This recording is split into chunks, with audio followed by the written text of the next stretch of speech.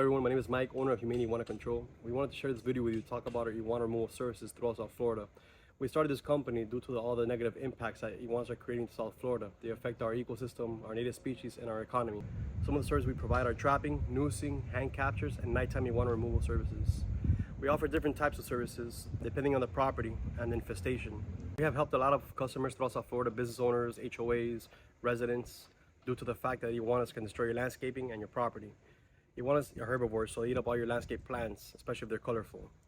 The infrastructures are damaged by iguanas digging burrows. Iguanas can dig burrows up to 70 feet long to lay their eggs. They lay 20 to 70 eggs a year, so it can become a big problem for properties. By implementing our strategies, we could definitely help remove all the iguanas from your property, if there's a business or a home. If you'd like to find out more about our services, contact us. One of our team members will be happy to help you.